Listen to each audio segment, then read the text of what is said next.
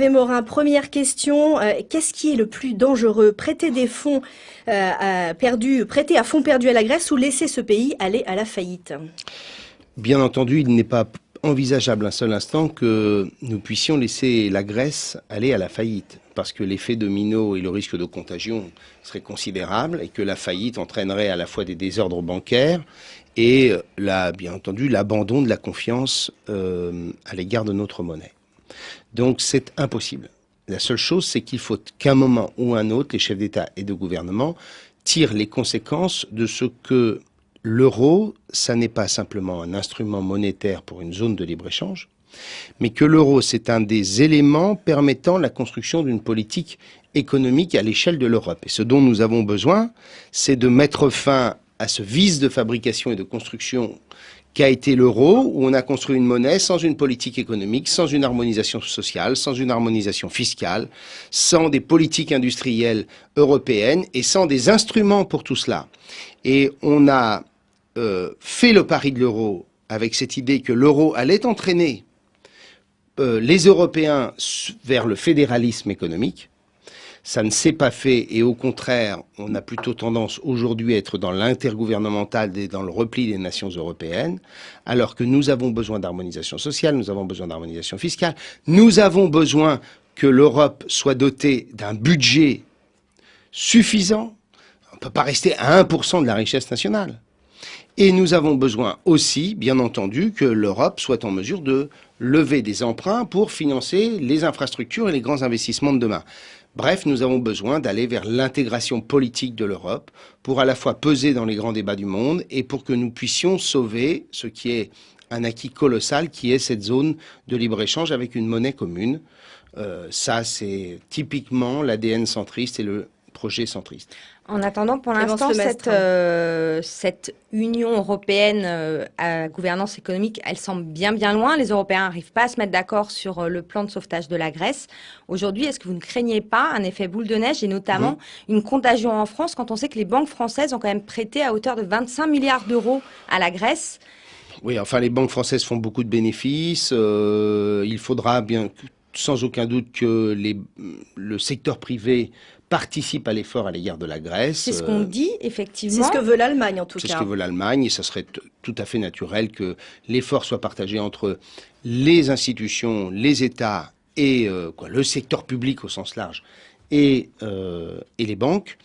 Et je vous le dis, en 2012, un des enjeux majeurs de l'élection présidentielle, c'est un président de la République qui est élu et qui, au lendemain de son élection, dans le cadre d'une relation franco-allemande renouvelée, décide de s'engager vers l'intégration économique de l'Europe, vers un fédéralisme au sein de la zone de libre-échange que constitue la zone euro. Mais est-ce que vous ne trouvez pas ça un peu utopique? Parce qu'on a l'impression que Absolument pas. cette crise de l'euro, cette crise grecque, cette crise européenne montre que l'Europe, elle est un peu en panne. L'idéal Elle est en européen, panne. Alors qu'est-ce qu'on peut faire Eh bien, pour relancer tout ça? Il faut simplement deux chefs d'État qui prennent conscience. Deux, simplement. Oui, parce que rien ne se fait sans la France et l'Allemagne. Je l'ai constaté pendant 3 ans et demi quand j'étais ministre de la Défense. Si vous n'avez pas d'accord franco-allemand, rien ne peut se construire.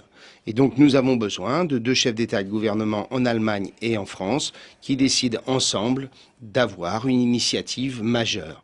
Hervé Morin, en tant qu'ancien ministre de la Défense, comment jugez-vous la situation en Afghanistan? Un 62e soldat français a été tué ce week-end. Faut-il rester? Faut-il partir? Chaque fois qu'il y a un soldat qui meurt, bien entendu, c'est pour nous tous un moment de tristesse. Et moi qui ai eu à présider des dizaines de cérémonies militaires pour des soldats morts en Afghanistan, je sais ce que ça représente. En même temps, je dis les choses très simplement, l'OTAN a prévu un plan de désengagement à partir de l'année 2011, c'est-à-dire de libérer des zones, de rendre des zones aux Afghans. Il faut que ce plan soit tenu, parce que ça sera la démonstration que notre opération marche. Et donc je pense que très naturellement, on doit pouvoir être en situation de commencer à se désengager à partir de la fin de l'année ou du début de l'année prochaine. Si tel n'était pas le cas, il faudrait quand même définitivement s'interroger sur notre capacité à faire en sorte qu'un jour, on assure la stabilité et la gouvernance de ce pays. Dominique de Villepin a dit ce week-end que l'armée française est devenue une armée d'occupation et que les soldats mouraient pour rien. C'est quand même très dur comme propos pour un ancien Premier ministre. Oui, Vous partagez ce point de vue? surtout quand il a été lui-même pendant 5 ans aux affaires et qu'il a été avant secrétaire général de l'Élysée. Bon, enfin donc je lui laisse le soin de la cohérence de ses propos. Concernant l'intervention en Libye, qui est le deuxième gros engagement de la France actuellement, le Parlement doit voter le 12 juillet la prolongation de cette intervention qui dépasse maintenant les 4 mois, comme le veut la nouvelle Constitution. Et qu'est-ce que le débat s'engage là aussi aux États-Unis, en Italie, on s'interroge sur la poursuite. Est-ce qu'on n'est pas proche de l'enlisement là aussi? Alors qu'est-ce qu'on fait? On part? Quoi, on part? On arrête? Et on laisse Kadhafi remettre la main et le couvercle sur son pays? Non, moi je pense que nous avons et nous devons continuer à soutenir le mouvement démocratique qui s'est engagé en Libye. Nicolas Sarkozy a annoncé ce matin qu'il mettait un moratoire à la suppression des classes de primaire à la rentrée 2012.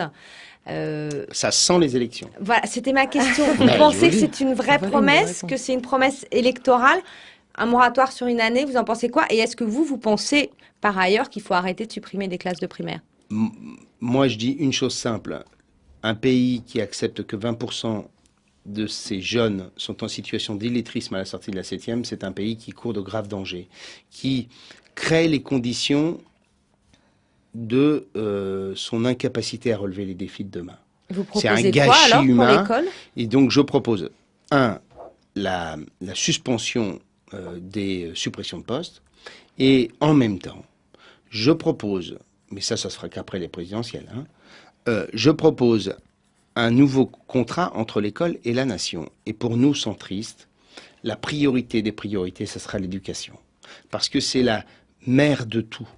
C'est la clé de tout. Et on ne peut pas avoir 20% de jeunes en situation d'illettrisme dont le destin, c'est l'exclusion, le chômage et éventuellement la délinquance. Et donc, face à ça, on doit tirer les conséquences d'un système qui ne marche plus. C'est pas la faute des enseignants, c'est le système qui ne marche plus. On a doublé les crédits par enfant entre 1980 et 2010. Ça ne donne rien. Il faut, à mon sens, faire une réforme s'inspirant de ce qu'on a fait pour les universités, c'est-à-dire qu'au lendemain des élections, à partir des grands principes qui ont été posés pendant la campagne électorale par celui qui a été ensuite élu, eh bien on organise une table ronde, comme on l'a fait pour les universités, et que dans les 3 mois, on mette un nouveau système en place, basé sur l'autonomie et l'évaluation. Pour le coup, c'est ce que propose Nicolas Sarkozy aussi. Oui, enfin, il a été président de la République pendant 4 ans, il l'a pas fait. Vous n'êtes pas dans une situation de concurrence avec Jean-Louis Borloo? Je suis, comme vous le savez, candidat à l'investiture, mais je ne veux pas être dans le combat parce que nous sommes en train de reconstruire la famille. Donc je suis candidat à l'investiture, Jean-Louis Borloo l'est, et à l'automne, nous verrons bien qui sera le mieux placé. Alors justement, comment allez-vous trancher sur cette candidature centriste? Est-ce qu'il ne faudrait pas faire des primaires comme les socialistes? Là, c'est très à la mode. Et puis on pourrait inclure François Bayrou, peut-être, parce que lui Bien aussi, sûr. il est centriste. Bien sûr, on va inclure François Bayrou qui va appeler à voter François Hollande au second tour de l'élection présidentielle, c'est ça? Donc, Peut-être. dans ce cas-là, ça veut dire qu'on fait une investiture, ça voudrait dire qu'il y ait une primaire avec des gens qui disent ce qu'ils vont faire entre les 2 tours. Pour Borloo, pour Jean-Louis Borloo et moi, on le sait, et très clairement, j'y ai pensé à la primaire. La seule chose que je constate, c'est que la primaire, c'est une source de division. Et donc, mettre en place des forces centrifuges au moment où vous êtes en train de reconstruire une famille, c'est un risque majeur. Le PS, les écologistes, regardez un peu à quel point ça se fait dans l'amitié, la concorde et l'affection. Et donc nous, on est en train de reconstruire quelque chose et immédiatement on mettrait des facteurs de division. Donc je pense que ce serait pas raisonnable. Donc je crois que c'est que on est dans des démocraties assez bien faites où on constate que l'état de l'opinion publique à une période de l'année nous amène à pouvoir départager l'un de l'autre. Et puis si vraiment...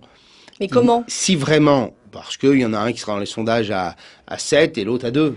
Bon, ou à 3. Il faut être de bonne volonté. Il y en a un qui se retire. Voilà, vous vous Moi, mettrez je crois ça. d'accord. Je pense qu'on peut être assez intelligent pour ça. Et vous êtes mis d'accord sur une date ou une période de l'année? Moi, j'ai dit que le nouveau centre se prononcera fin octobre, début novembre.